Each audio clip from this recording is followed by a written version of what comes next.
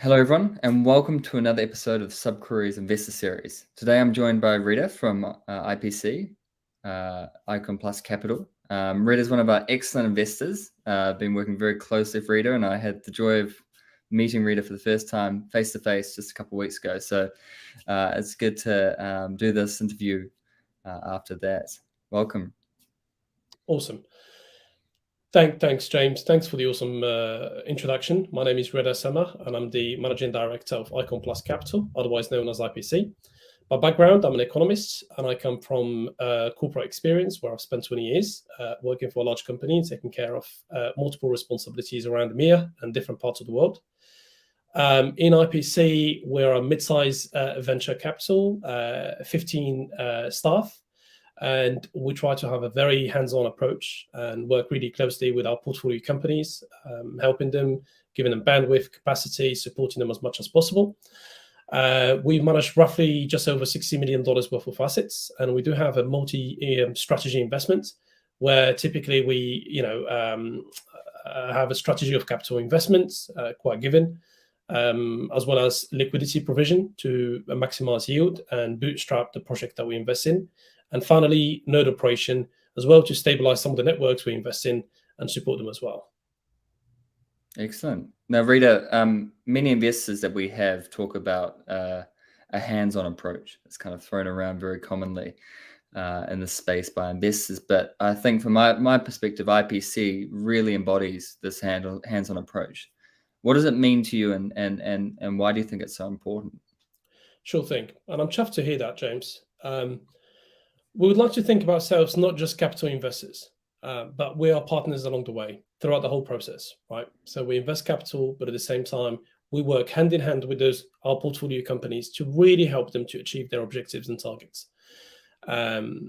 What we do before we invest, we need to believe in the project. We need to believe in the journey, because alongside investing just money, we invest bandwidth and capacity. So we need to make sure that we are ourselves have enough bandwidth and capacity to be able to support those projects. We understand very well that those startups that we invest in, sometimes they have outlandish objectives. Sometimes they have very big visions, right? And particularly at the beginning, when they need to scale, they need to staff, they're doing the typical startup things. Everybody's doing everything, and they're trying obviously to cover all boxes. They need as much help as possible, and we really try to support that.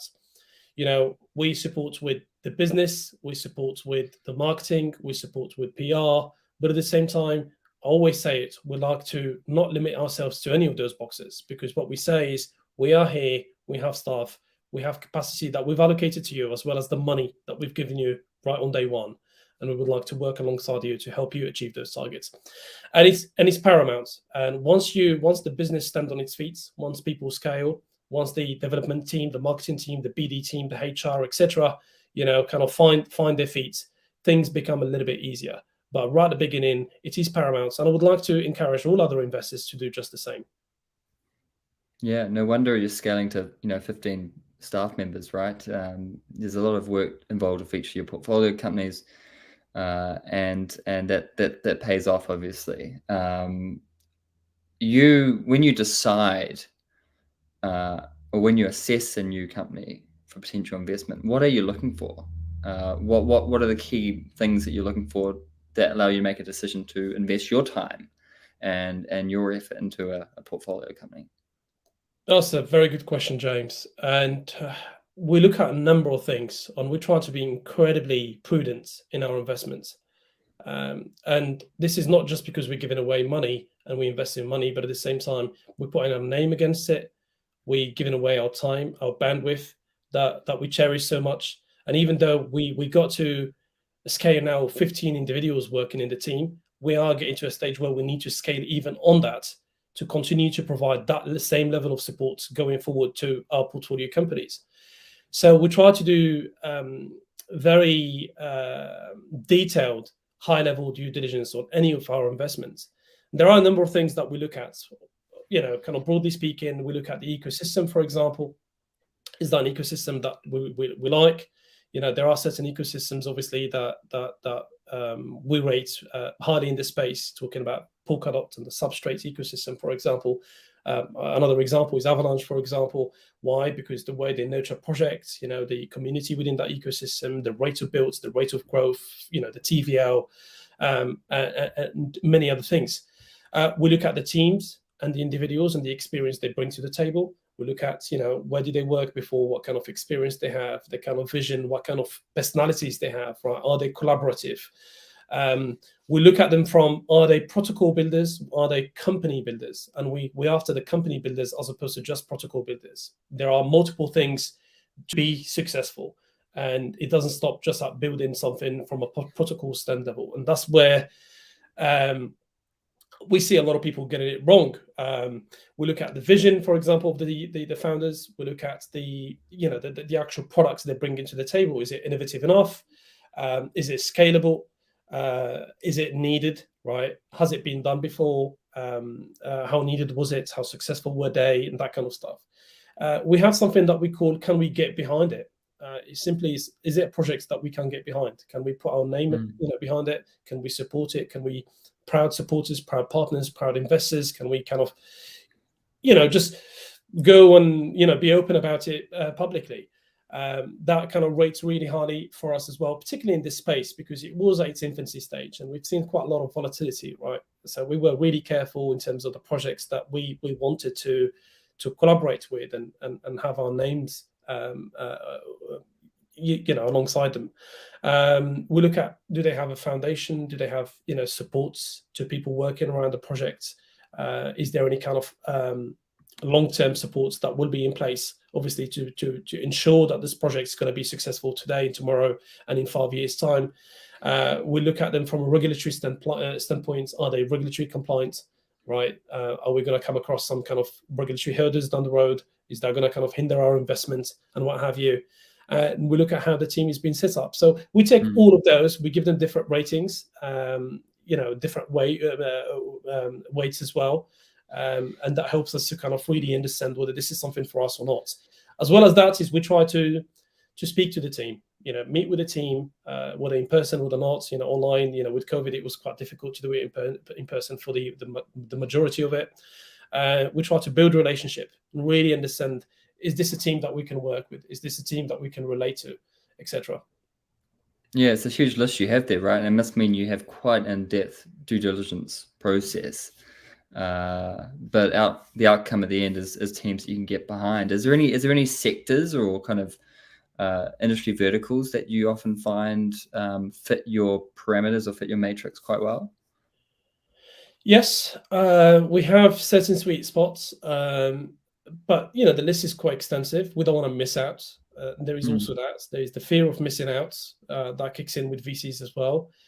We try to be creative. We try to be innovative in terms of if there is any kind of new thing that's going to be coming out of there, we want to be one of the first ones to be part of that and to not completely miss out and join the second wave.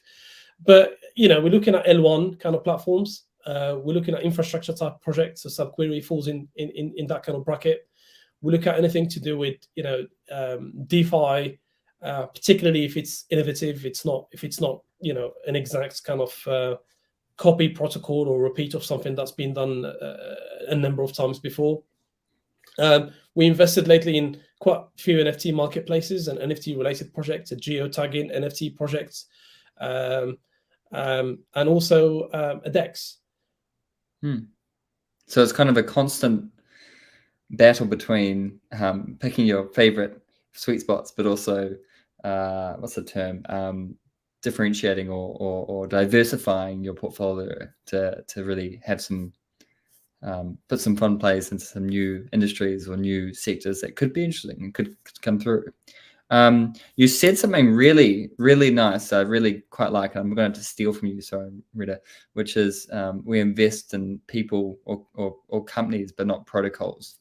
And I think that really resonates to me because, we've been going through a scaling process at SubQuery. We've grown from when we first started talking, it was like 7 or 8 people to now being 30, 40, soon to be 50, hopefully, people. So we've gone through a huge size and growth phase. And those problems that you talk about of building a company rather than just a protocol, they're very real.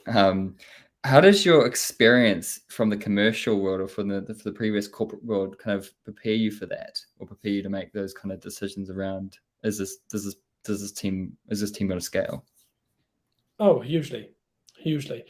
I think our VC is majorly impacted by the corporate way of doing things. We're trying to take the best of both worlds. We're trying to take the organization, the structure, right, the building for tomorrow from the the traditional corporate kind of system, given our backgrounds, given our experience, and given this is where we spent most of our working life, right? But at the same time, we're trying to bring in the nimbleness of a startup, of a smaller team, to be able, so there are no boundaries, no limitations around what you could do. And more often than not, you find individuals taking care of multiple tasks across the team, right? And it doesn't matter who you are in the team, if something that needs to be done and you have a bit of capacity, we'll call up on that for you to chip in. So we're trying to really make the most out of that to remain nimble, to remain competitive. The market is incredibly competitive out there. More often than not, we don't finish the to-do list for the day, and I've mentioned earlier in the call that, we need to scale now. We get into a kind of critical mass of, we need to scale to continue that same level of support that we've been doing so far over the past few years. Talking about teams and how we look at them, we look at experienced individuals, right? And we look at individuals with a bit of fire in their belly. And more often than not, you only see that once you speak to them and once you dig into their past as well, right? You see what they've done before, how successful they've been at it. And you speak to them, build a relationship. You get to understand a little bit more about those individuals. For example, James, I know you like to do, adventurous stuff, and I know you do trekking for days on days, right? Which gives us a lot of insights and information about the individual, right? The grit they have, the desire, when they, set out to do something, they complete the task, they get it done, right? And it gives us a great level of comfort. But at the same time, we want to be 100% compliant. We want our portfolio investments to be 100% compliant. We want to, when we go to bed, we go to sleep, we want to know that this company is going to be successful tomorrow. They're not going to have some legal regulatory issues down the road that's going to make sure that they're going to go down under. So how do you do that? Is you need to not just build a protocol or put it out there. You need to be able to build a team, have a legal person, have a HR person, right? Be fully aware of, obviously, the countries that you operate within, the contracts that you've signed, and that kind of things. And you only achieve that when you have somewhat level of experience in building teams as opposed to purely building protocols. Another thing that we have is we don't invest in undoxed individuals, right? We keep it above board, and we only invest in companies where we know exactly who the founders are, who are their main staff individuals, right? Who's signing the contract, where the legal entity is based, right? We have that basic level of information that gives us, on the other hand, great level of support in investing in the company, but at the same time partnering with them. And going back to what I said, putting our name again, can we get behind it, or putting our name against it? It's hard to do that when you don't know who you're putting your name behind, right? Exactly. Do you think there's still too many cowboys in this industry? Oh, there is plenty. There is plenty. We're still early in the grand scheme of things. I think we go in from the very early phase to kind of the mid phase, the adoption phase. And with every opportunity, there will be good people, but there will be a ton of cowboys run into it, right? And we have to be incredibly safe and prudent in terms of our investments. And we see it day in, day out. And that's what I would like to say, from this platform. That's what I would like to say to everybody, is to be incredibly careful and incredibly diligent on their investments, on projects they would like to invest their time or money or resources in whatever form. Just as a quick example, when we've met at the summit a couple of weeks ago, probably met with about 50 something companies. We invested in one out of 50, let's call it 50 companies. We invested in one. And that goes to say, yes, some of them are absolutely legit companies. Quite a lot of them are legit companies, good ideas, etc. But just when we put them through our due diligence process, our rating process, right, they didn't mark high enough for us to invest in them. right? But some of them didn't quite make sense. Some of them, the individuals didn't make sense. The individuals didn't want to share names, and some red flags along the way that when we kind of put it down on a piece of paper, it just did not add up, and therefore did not fit the criteria for us to invest in as a VC. Yeah, no, that's a rare thing. We commonly joke about VCs and crypto giving away money without even knowing who you're talking to, or without any kind of DD, but it's refreshing to hear the complete opposite. I'm curious to know your personal background, Reda. You come from economics in a corporate world, right? And how'd you jump over doing investment in mostly Web3 and decentralized technologies? Yeah, I've always been good with numbers. There's always been maths, always been my forte growing up, and I did economics for my degree and education, and then I worked in the oil and gas sector. But throughout working, I've always invested in funds, always invested in stocks, always invested in crypto. We started roughly, personally, I started in 2016, but pretty much most of our co-founders started around about the same time frame. Some started a little bit earlier than others. For me personally, talking about myself, it was the smart contract that really drew me into the space, right? It was, okay, now we have something that we could do things with, right? That we could build things around, that could generally make our life, our day-to-day life, whether buying a house, whether automating something, a little bit easier, a little bit more straightforward, right? And we don't need to rely on third-party individuals throughout the process. So that was really the thing that attracted me. So got into the space within 2016. So I've gone through the BTC craze in 2017 as well. That was enjoyable. Then we went through, obviously, the bear market, and we've learned quite a lot about that from this market dynamic standpoint. We invested in the DeFi craze in 2018, 2019.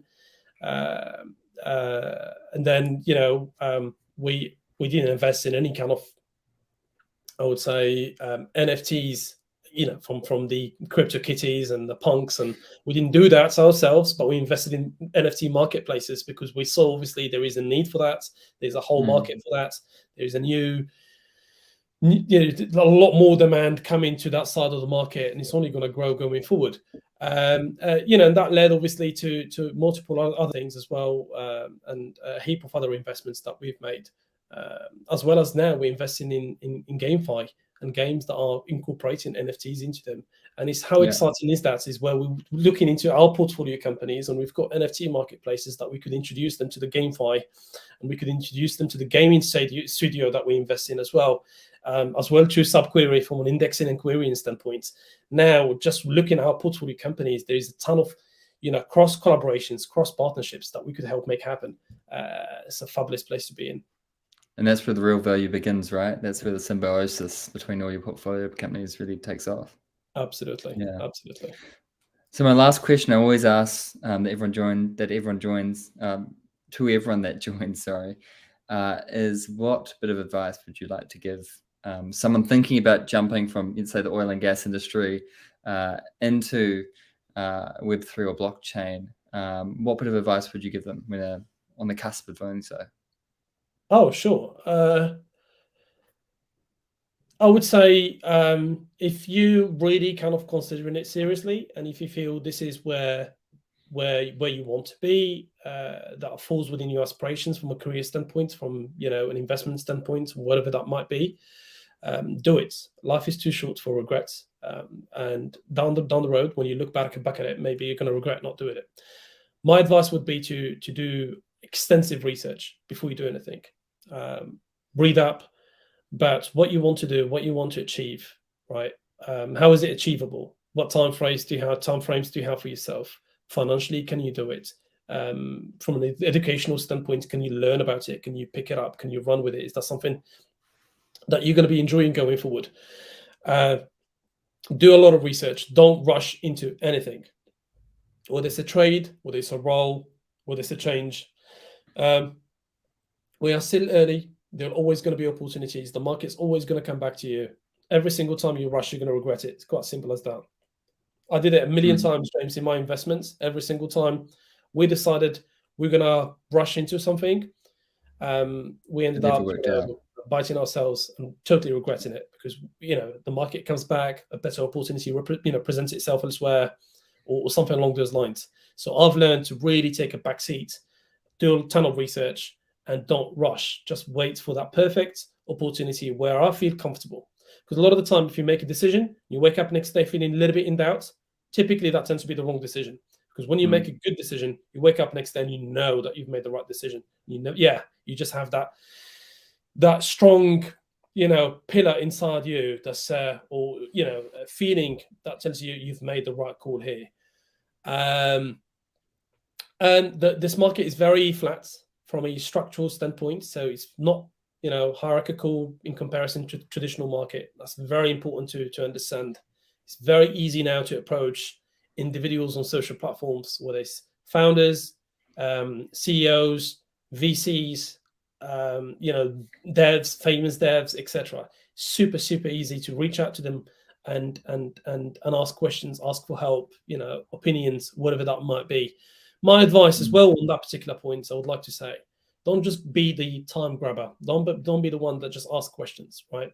Try to be a little bit more smart about it. If you want to ask somebody of something of somebody, think about where you're bringing value, right? Thinking about a way of helping. I would like to help with this, right? Whilst we're at it, can I ask you this, right? It goes a long way. People pay more attention to it because you're not just the one asking for somebody's time all the time, but you're trying to bring something to the table, whether it's support community, whether maybe a feedback, whether it's a suggestion, whatever that might be. Nothing is too small. But just come with something to share as well and contribute with. And at the same time, utilize that as a platform to ask the questions you want. And I would say it's a great dynamic market that never goes to sleep. If somebody's hungry, somebody's young, somebody wants a challenge, it's a great place. And we complain about it because it doesn't go to sleep, and we stay up with it all the time. But at the same time, would we do it differently? No, I've moved from traditional kind of markets to this because I've enjoyed it so much. It's a lot more rewarding. Oh, totally. Totally. Allows you to wake up every morning and kind of get excited about the day. But you make a good point around doing your research. And I imagine that the same research that you do every day when you're assessing potential companies to invest in is a similar type of research that someone should do when they're thinking about jumping on board with someone else or joining another team or applying for that job. That same research would make a world of difference. So yeah, thanks, Reda. You're clearly a research and detail-orientated guy, but that's unsurprising from your background. It was a pleasure talking to you again, and thanks for giving up your valuable time to give us some insights. My pleasure, James. It's been a pleasure to be here, and fantastic to be part of the journey of SubQuery. We're really chuffed to be one of the partners of SubQuery, and we are loving every part of the journey. It's getting really exciting, especially now. Things are starting to go faster and faster. So let's see where we go. Thanks, Reda. Thank you very much for joining. Pleasure. Thank you.